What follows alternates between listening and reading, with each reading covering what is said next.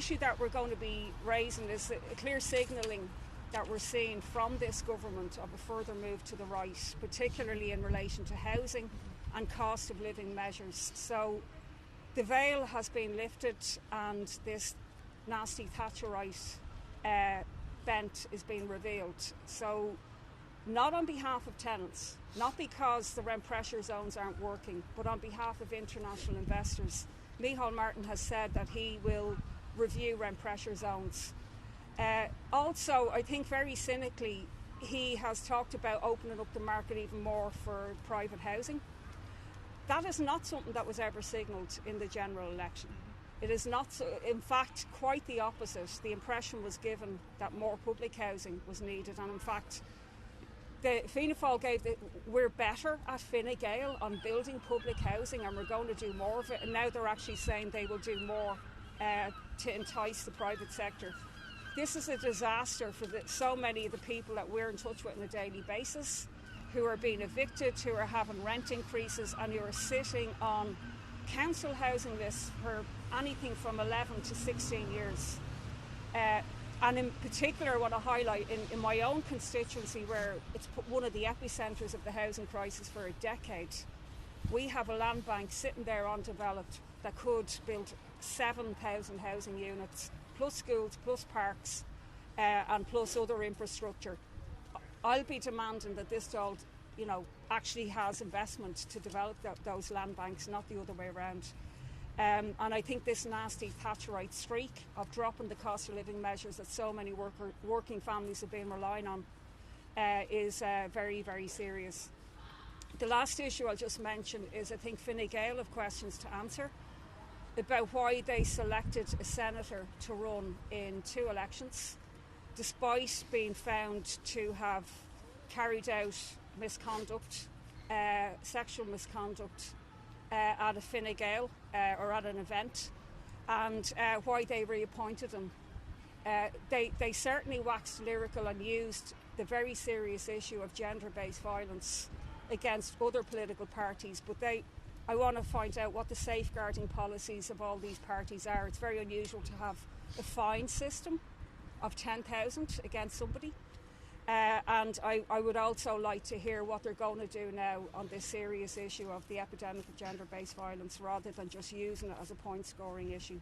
Fine Gael said they didn't reappoint him, that the last time he was elected here 2 weeks ago, he was actually nominated by an outside body and there was nothing that they could actually do about it. Do you think that argument holds water? It doesn't hold any water.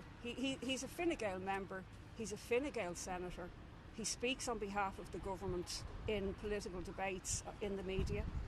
Many, many times he's a regular feature on panels, on TV shows on behalf of the government. It doesn't hold any water at all. I'd like to hear more about their safeguarding policies, and I think journalists should be asking questions about that. Can I ask you about the tweet? I saw you commenting on that case with the Guardian Wicklow and the character references and the superintendent. Do you want to expand a bit on your concerns there? Yeah, and I'm going to be raising it in promised legislation today. So how come we can have a situation where a Gardaí who on the job sexually assaults a woman, falsely imprisons her? Remember that charge was used in Jobestown, for example, with a life imprisonment sentence. While he's on the job, while she's come to the station for help, his wife can testify in the court on his behalf, and 35 references can be written to say what a great person he is, including one from a superintendent. How you could argue he's a great Gardaí when he clearly broke every single rule in relation to safeguarding and committing crime. So I think one thing is clear. First of all, the new act wasn't enacted in that case, whereby every single person who writes a character reference is meant to be cross-examined. That didn't happen. I'd like to know why. But also, these should be eliminated completely in all cases of gender-based and sexual violence. They're used as a way of undermining the complainant and, making out the defendant to be a great person, and they're used in a misogynistic way as well. That the Garda Commissioner should make some sort of rule that members of the force should not be involved in any sort of court case and references when it involves a member of the force. Well, there was an outcry in Natasha O'Brien's case when, somebody who was higher up made a statement on behalf of that soldier. So why are the Gardaí doing it, and how many of the other references were from Gardaí as well, or who were they from? It's an absolute outrage, and it's been greeted in a very just cynical way by women and by others. We're already having the whole issue of counselling notes in court, and now we're having character references being used against victims as well. This question for Paul or Richard, maybe. Former Junior Sports Minister Brendan Griffin today announced that he'd joined Hanover Communications as a senior public affairs consultant. Do you think any TD who leaves Leinster House should be allowed unfettered access to the complex? Should they be allowed to become lobbyists and walk in and out of here without declaring it? No. So I think there is a very, very big problem whereby people who are TDs or senators can lose their seat or not stand for re-election, go through a revolving door and reinvent themselves as lobbyists for corporations, for developers, for data centres or something else. And not only that, but then continue to use their access in this place. So they can drive through that front door, they can go for lunch in the canteen, they can go for lunch in the members' restaurant, they can go into the members' bar, and they can, effectively use the access that they have as a result of their formerly elected position to engage in corporate lobbying. I think once there needs to be a proper cool-off period between the time of people being TDs and people being lobbyists, and that needs to be enforced.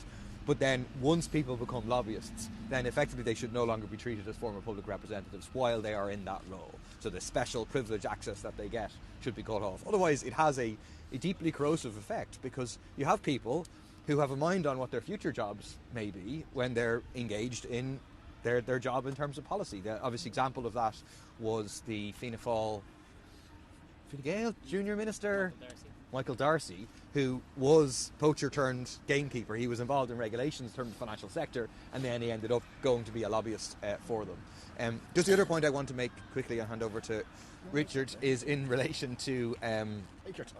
Thank you, Richard. How long you just got?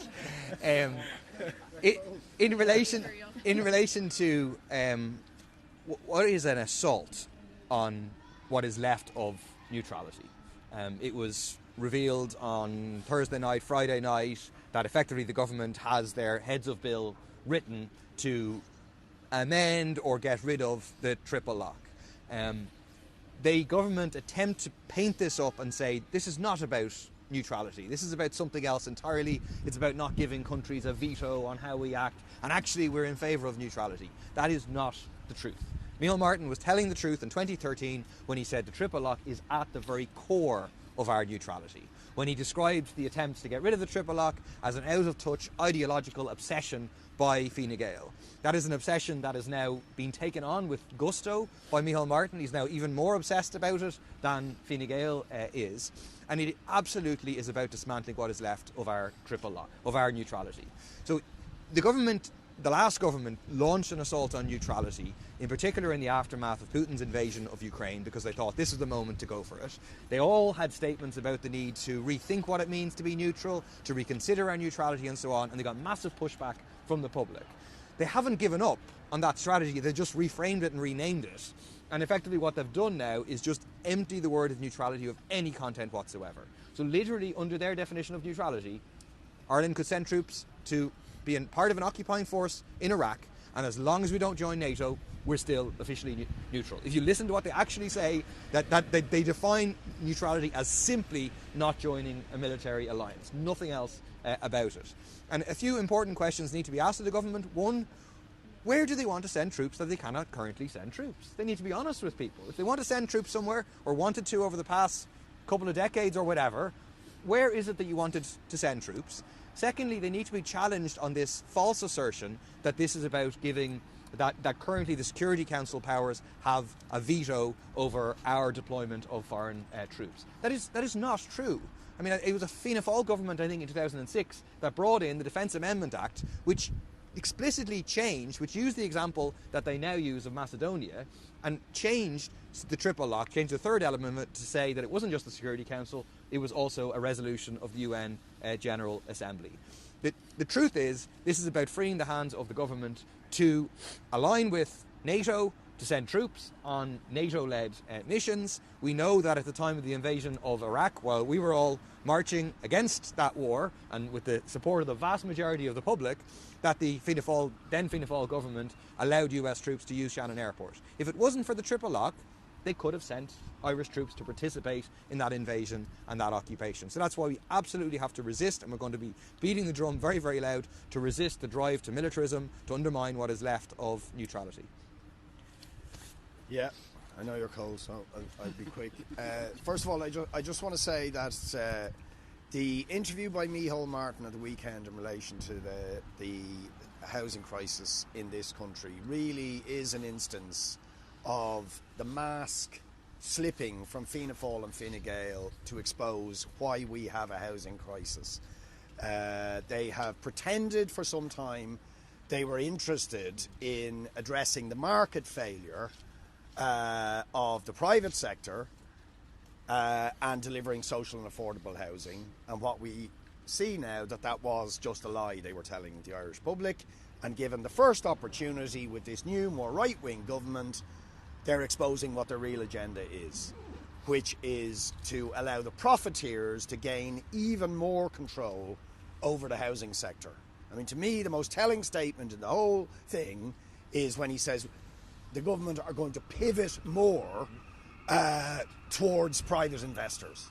Now, to be honest, it would be very difficult to pivot more towards private investors than Fianna Fáil and Fine Gael have done, when 90% of apartments last year were purchased by institutional investors. Now, some of that was AHBs, but a lot of it are vulture funds, big international investors, and 60% of houses were bought by institutional investors. So they are proposing a complete corporate takeover of the housing sector when it is exactly the involvement of for-profit investors that has created the housing crisis in the first place. So they're going to make a bad situation worse and drive already unaffordable rents and house prices even further up to the benefit of private investors, while the human misery of the housing crisis is getting exponentially worse. So we are facing an absolute disastrous situation. I mean, to put it in very simple terms, the private investors don't want to solve the housing crisis, because why would they possibly want to get supply up to a point where rents and house prices would fall? They have no interest in that. They will never do it. They are manipulating the land banks, they're manipulating the market in order to keep house prices and rents up.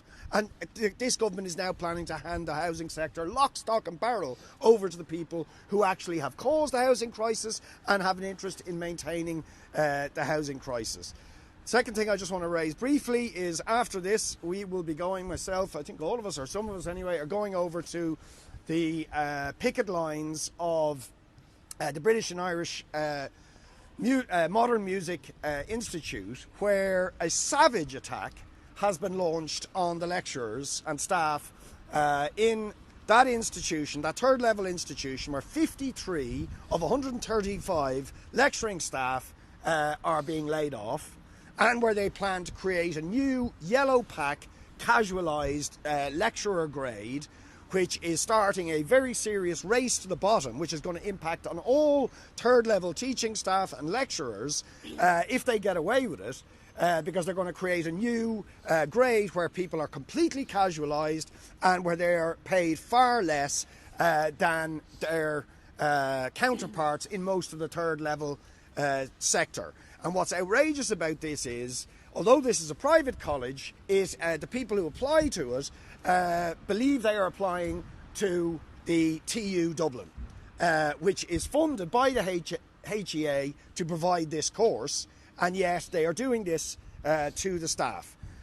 So we believe James Lawless, the new Minister for Higher Education, needs to intervene as a matter of urgency. They can't wash their hands of this and stop this attack on the conditions of employment and pay of lecturers in BIM, not just for the people directly involved in this dispute, but also because it is going to impact on all of those in the higher lecturers and teachers in third level and higher education. It's an absolute outrageous attack, and it should be resisted, and we're going to be doing everything we can to support them. There will be a topical issue debate on the issue tonight in the Dáil that both myself and Ruth will be speaking up on behalf of the workers in BIM. Thank you. Thanks so much, Chris.